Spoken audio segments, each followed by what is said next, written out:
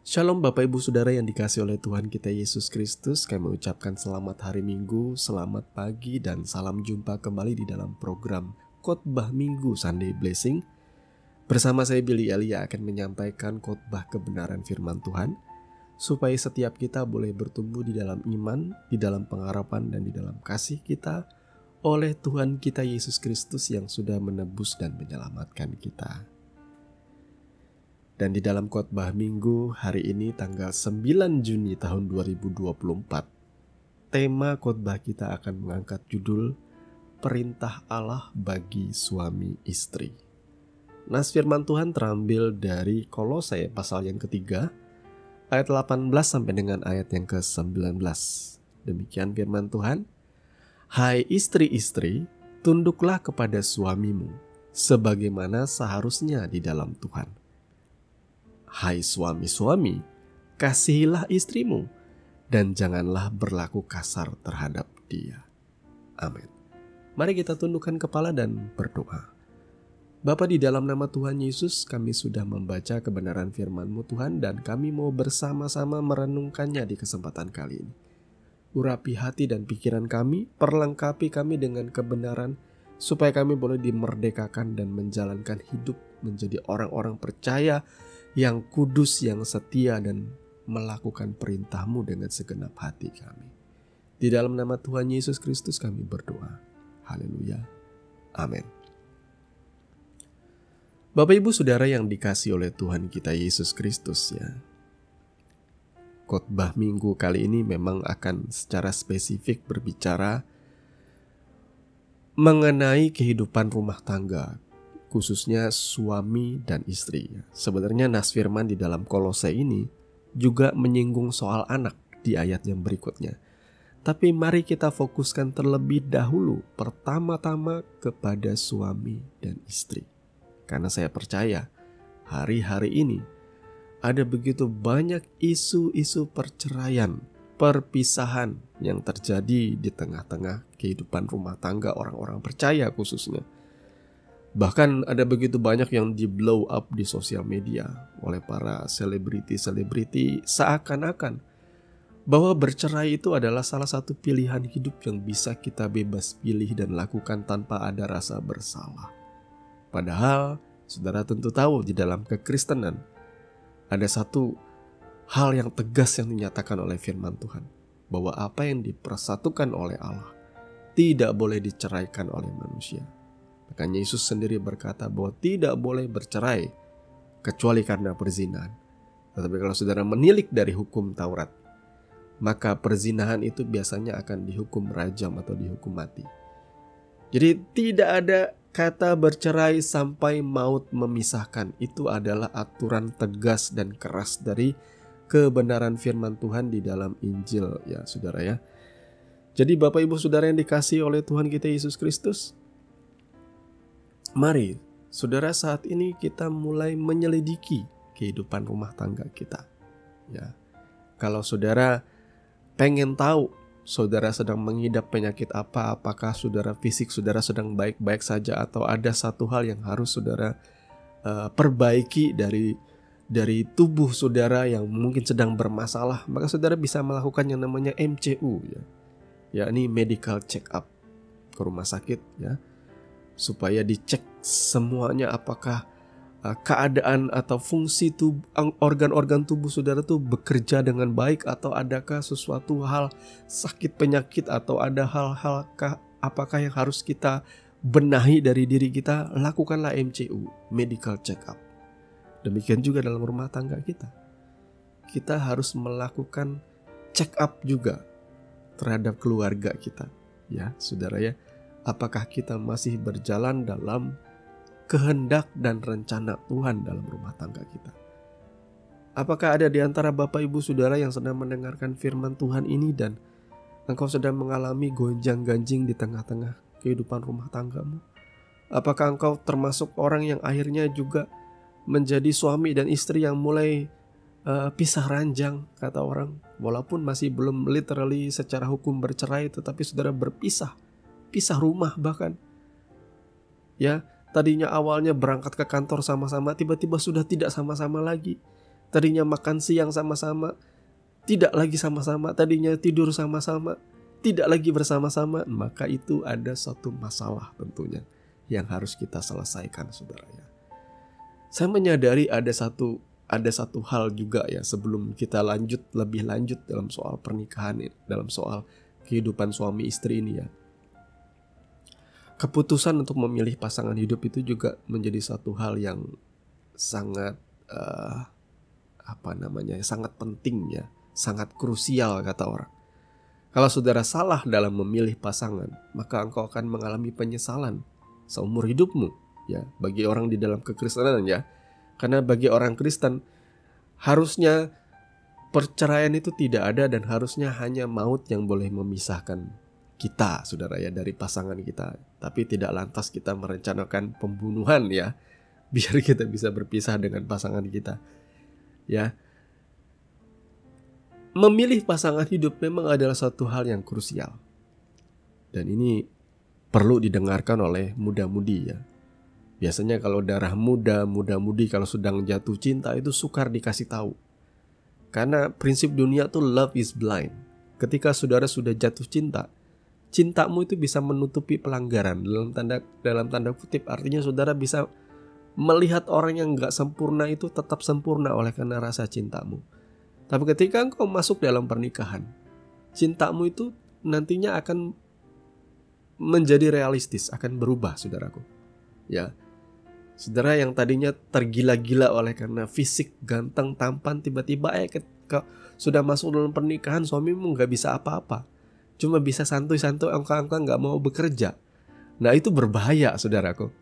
Atau ketika engkau masih pacaran, pacarmu itu suka melakukan kekerasan atau toxic relationship kata orang. Tapi karena engkau cinta, engkau rela ditempelin, engkau rela dihajar. Ketika engkau masuk dalam pernikahan, engkau ditambah lagi. Kadang-kadang orang-orang tuh jadi gak realistik ya, saudara ya. Tapi saya mengerti ya, bahwa setiap pribadi itu punya luka batin masing-masing ya. Katanya sih, ini katanya ya, ada anak yang memilih suami itu yang seperti papanya. Kalau papanya pemabuk, papanya suka menganiaya mamahnya, itu terekam dalam pikirannya, dan dia berpikir bahwa rumah tangga yang wajar itu seperti itu ya. Aku punya papa yang pemabuk, aku punya papa yang suka mukul mama. Itu sudah normal seperti itu. Jadi dia akhirnya mencari pasangan seperti itu, namanya tirani dari hal-hal yang dia kenal. Karena dia bisa menghandle gitu. Aku sudah terbiasa dengan papa yang seperti ini, jadi kayaknya aku bisa terbiasa dengan suami yang seperti ini nantinya. Karena terbiasa dengan hal-hal yang dia kenal dalam hidupnya di masa kecilnya. Nah ini berbahaya, saudara ya. Makanya saudara harus sebelum menikah tuh memang harus konseling pernikahan, harus melalui yang namanya katekisasi pernikahan. Kalau bisa yang lama, saudara ya, biar saudara memastikan saudara mendapatkan yang terbaik di sepanjang kehidupanmu, seumur hidupmu. Jadi maaf ya, jangan sampai saudara menikah gara-gara kecelakaan, please.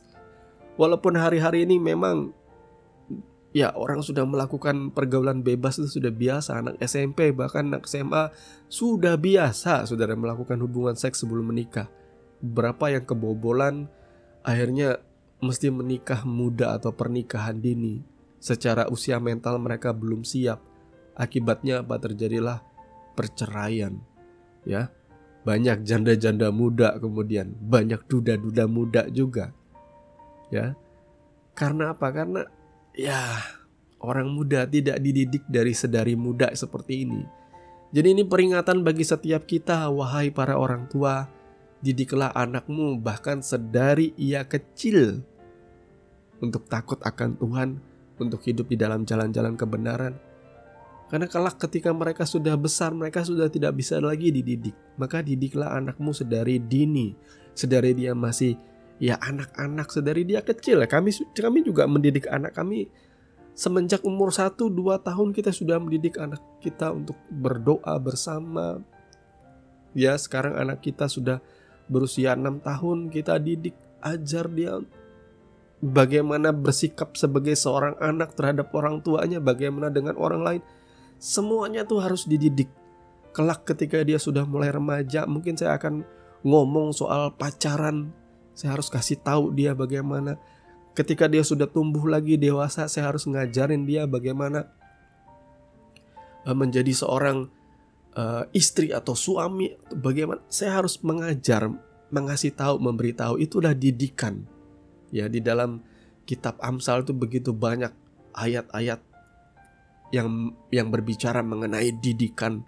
Bagaimana kita tidak boleh memandang enteng didikan dari orang tua kita, saudara ya. Nah, Bapak Ibu Saudara yang dikasih oleh Tuhan kita Yesus Kristus, sekarang baru kita masuk dalam soal rumah tangga. Mana yang lebih duluan? Tunduklah pada suamimu atau kasihilah istrimu, saudara ya. Kadang-kadang kalau di dalam khotbah pendeta-pendeta itu biasanya akan lebih dulu berkata, firman Tuhan kan lebih dulu berkata, istri-istri tunduklah pada suamimu. Dan sebaliknya, suami-suami kasihilah istrimu. Ya, itu diulang lagi di dalam Efesus, saudara ya. Kalau saudara melihat di dalam Efesus pasal 5 ayat 22 dan 23 berkata, hai istri, tunduklah kepada suamimu seperti kepada Tuhan. Karena suami adalah kepala istri, sama seperti Kristus adalah kepala jemaat. Dialah yang menyelamatkan tubuh. Nah, jadi di sini kita bisa ngelihat, saudara ya. Seorang suami digambarkan sebagai kepala. Dan istri harus menghormati, harus tunduk kepada suaminya seperti kepada Kristus. Jadi Bapak Ibu Saudara yang dikasihi oleh Tuhan kita Yesus Kristus, hal yang paling mendasar tuh yang paling penting juga ya bagi saya dalam suatu pernikahan tuh yang mesti seiman ya. Karena kita punya dasar kebenaran yang sama, yakni kitab suci. Jadi kalau kita seiman, kita sama-sama diajarkan untuk mengasihi Tuhan. Kita bekerja, alasannya apa? Melakukannya untuk Tuhan. Kita di dalam rumah tangga juga alasannya apa? Saudara tunduk pada suami alasannya apa? Karena saudara tunduk kepada Kristus. Seperti itu. Ya. Di dalam Efesus 5 ayat 24 berkata, karena itu sebagaimana jemaat tunduk kepada Kristus, demikian jugalah istri kepada suami dalam segala sesuatu. Jadi istri itu diajar tunduk kepada suaminya di dalam segala sesuatu. Ya. Jadi jangan istri selalu melawan, atau kata pastor-pastor itu menanduk suaminya, menentang suaminya. Karena mekanisme dari istri itu memang seperti itu. Saya belajar ya, memang kebanyakan istri itu seperti itu. Kenapa ada ayat tunduklah pada suami? Karena istri itu memang punya kecenderungan untuk menentang suaminya. Saudara tahu tentunya ya, apa yang terjadi ketika Hawa diberikan kesempatan untuk mengontrol suaminya. Ya, di dalam perjanjian lama, di dalam awal penciptaan, Hawa lah yang menuntun manusia jatuh ke dalam dosa, saudara ya. Karena saya percaya Adam itu sebenarnya sudah tahu kebenaran firman Tuhan, ya, bahwa ia tidak boleh memakan buah itu. Tetapi karena dia memberikan kesempatan istrinya untuk mengontrol, untuk memimpin, ya, mungkin mereka berargumen, kayaknya buahnya enak, ini nggak apa-apa aja. Mungkin seperti itu awal mulanya. Ini analisa saya saja, saudara ya. Padahal Adam sudah tahu, dia sudah dengar sendiri dari Tuhan, ketika engkau memakan buah itu, pada hari engkau memakannya engkau pasti mati. Tapi kenapa kemudian wanita ini mudah sekali? Ya, saudara ya. Karena di situ ada satu faktor, dia tidak menghormati suaminya, dia tidak tunduk kepada suaminya, dia tidak menuruti suaminya. Nah, jadi dalam rumah tangga, Bapak Ibu Saudara yang dikasihi oleh Tuhan kita Yesus Kristus, mari belajar supaya pernikahan saudara tidak sampai menjurus kepada yang namanya perceraian. Memang pada awalnya, seperti yang saya sampaikan tadi, itu soal pemilihan pasangan itu paling penting. Karena kegagalan di dalam hal yang krusial ini, memilih pasangan hidup, itu pada akhirnya akan menentukan kelanjutan rumah tangga saudara. Kalau saudara tidak memilih pasanganmu di dalam hikmat Tuhan, di dalam pertolongan Tuhan, di dalam penyertaan Tuhan, maka konsekuensi itu yang akan terjadi. Perceraian itu pasti. Banyak muda-mudi ketika diajar, dinasehati orang tuanya, tidak mau dengar. Karena tadi, cinta buta tadi. Mereka nggak mau dengar, mereka tutup telinganya. Boro-boro berdoa, boro-boro tanya Tuhan, boro-boro membawa pasangannya kepada Tuhan, didoakan. Ya, dijalani aja dulu sebebas-bebasnya. Gak bisa seperti itu, saudara ya. Saya menyadari dalam perjalanan kehidupan saya pribadi dari muda pun, saya menyadari ya, ada beberapa kejadian yang biasa dialami oleh muda-mudi, yakni putus cinta ya. Saya juga pernah mengalami, saudara ya. Putus cinta, hubungan yang gak jelas. Tetapi ketika saya renungkan, saya pada akhirnya mendapatkan jawaban bahwa sesuatu yang gak enak yang terjadi dalam kisah cinta kita di masa muda itu adalah rencana Tuhan. Karena saya sendiri sudah berdoa supaya saya bisa mendapatkan pasangan hidup yang berasal daripada Tuhan. Ya, bisa dikatakan jodoh yang daripada Tuhan. Saya berdoa. Sehingga ada kisah cinta saya yang gagal di tengah jalan. Tapi ketika saya menikah dengan istri saya, di situ saya menyadari bahwa inilah ya pasangan yang Tuhan memang sudah pilih bagi saya. Semakin saya menjalani pernikahan, semakin tahun-tahun berjalan, semakin saya menyadari dialah memang yang Tuhan sudah tentukan dan Tuhan sudah pilih yang terbaik bagi saya. Seperti itu, saudara ya. Jadi kalau saudara muda-mudi dalam berpacaran, kemudian ya punya pasangan sebelum menikah tentunya ya, punya kekasih seperti itu, tiba-tiba kekasihmu selingkuh, lah nggak apa-apa, bersyukur. Berarti Tuhan sudah tunjukkan kepada engkau.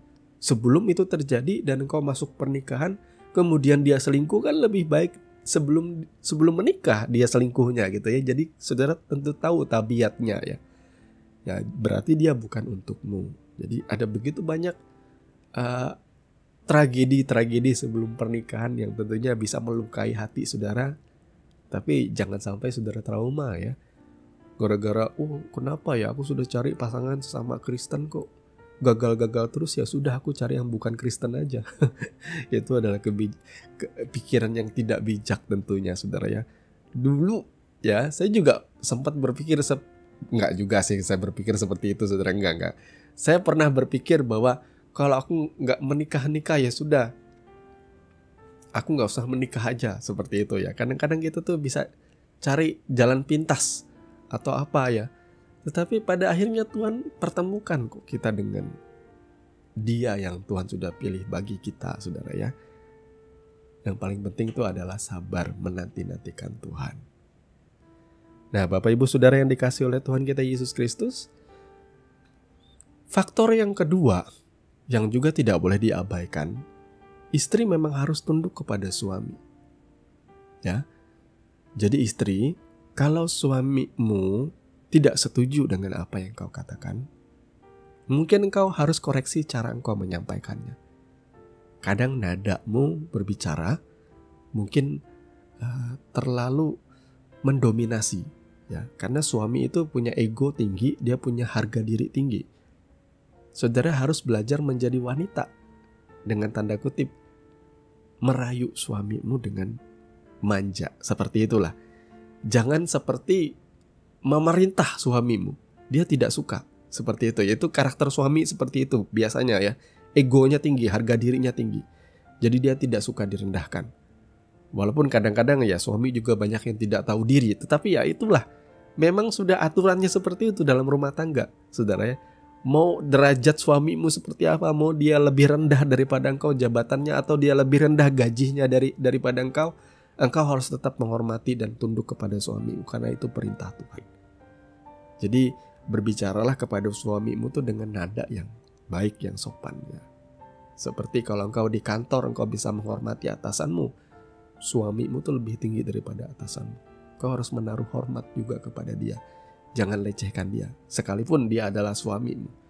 Kau boleh bermanja-manja dengan dia, baru utarakan isi hatimu. Biasanya banyak ide-ide dari istri itu gugur. Misalnya istri ngasih pendapat ya yang berbeda dengan suami, biasanya itu akan ditepis oleh suami. Karena apa?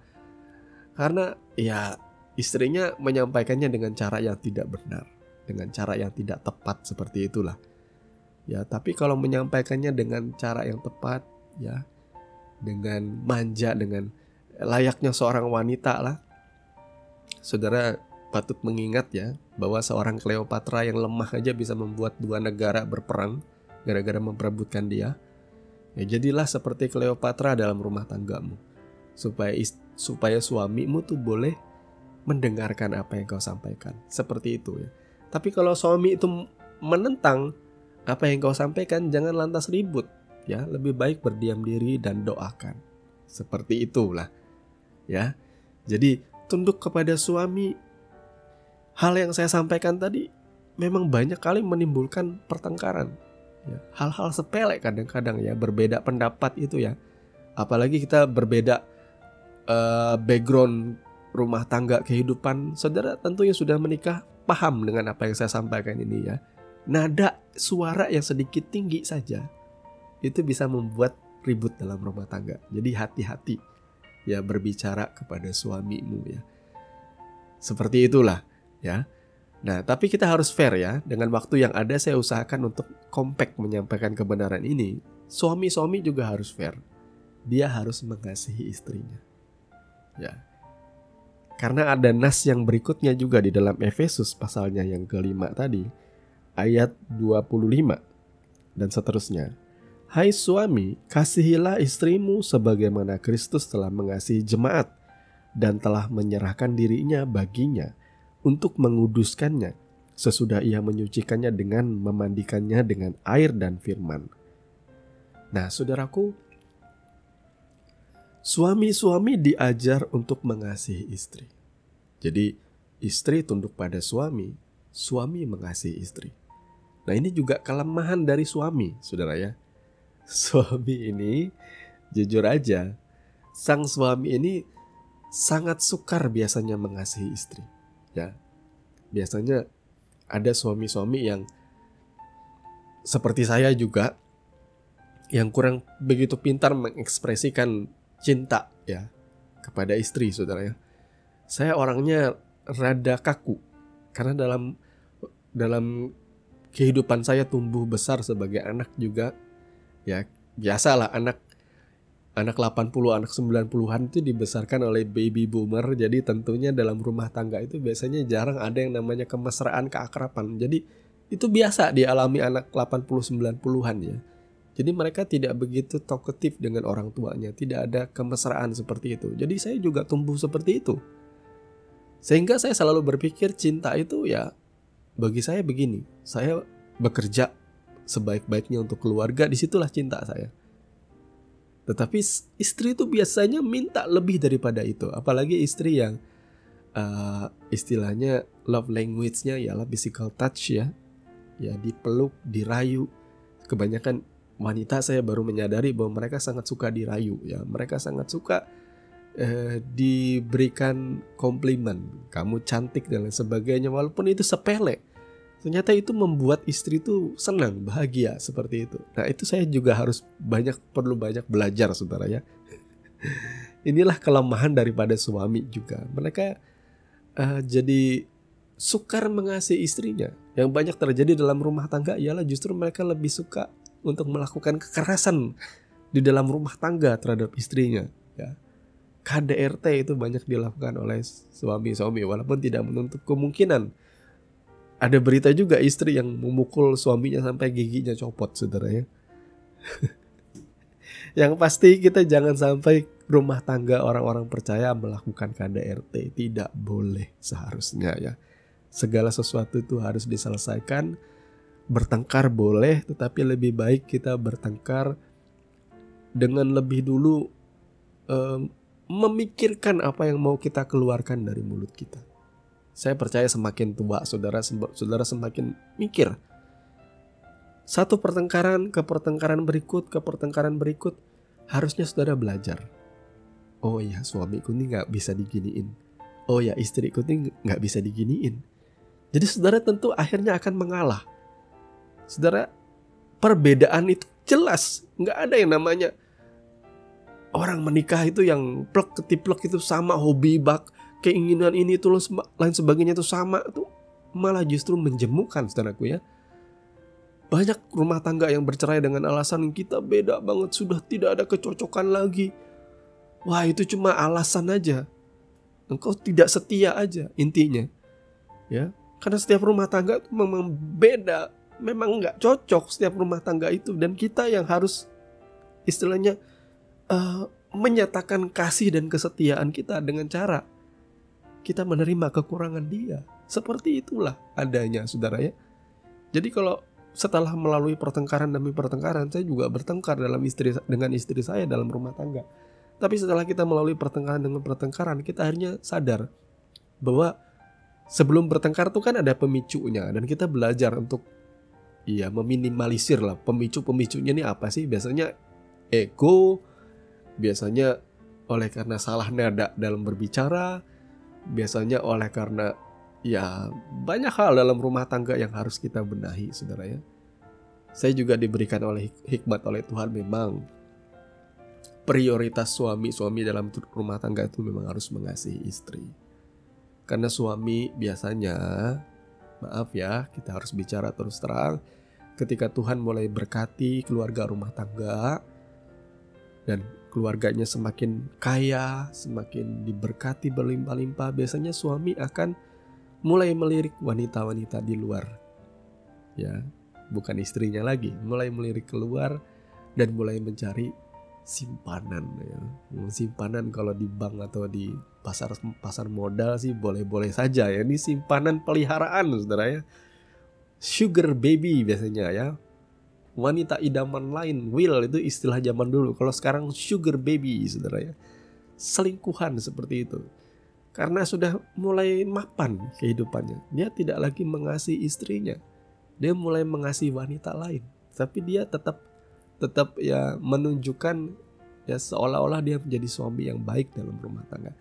Ingat saudaraku ya, ini firman tuh betul-betul buat suami, supaya boleh mengasihi istri. Saya juga diberikan hikmat ini kepada Tuhan bahwa ketika engkau berumah tangga, ketika engkau berkeluarga, goal yang paling utama di dalam kehidupanmu adalah rumah tanggamu, bukan pelayanan. Tuhan tunjukkan kepada saya, ya, mengasihi keluarga, mengasihi istri itu yang menjadi prioritas bagi saudara yang berumah tangga.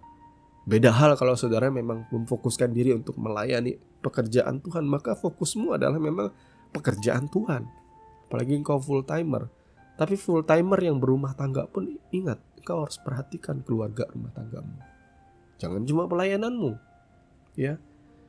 Saya berdoa supaya banyak keluarga yang mendengarkan kebenaran firman Tuhan ini.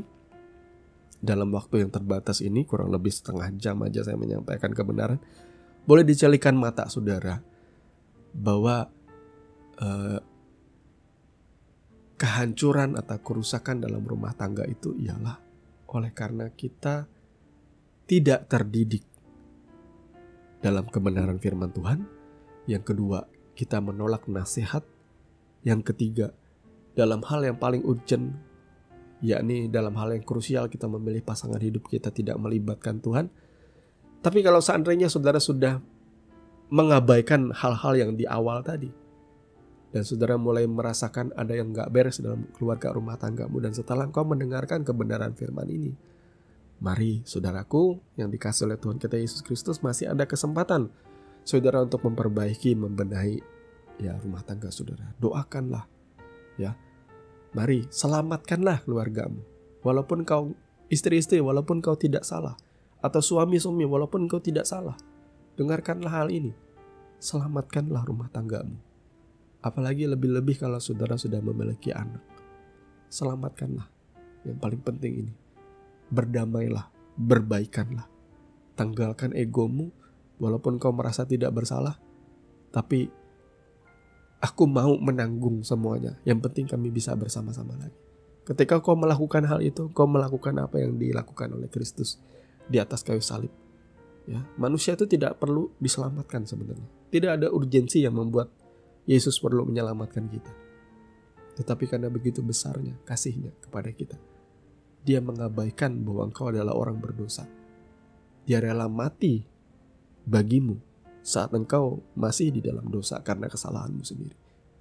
Nah, lakukanlah seperti ini. Ini adalah kasih yang terbesar. Ketidakadilan yang kau peluk di dalam kasihmu, dan kau relakan semua itu. Engkau doakan itu di dalam Tuhan. Tuhan, selamatkan keluargaku. Tuhan, selamatkan rumah tanggaku. Aku mau mengampuni, aku mau memaafkan. Ya.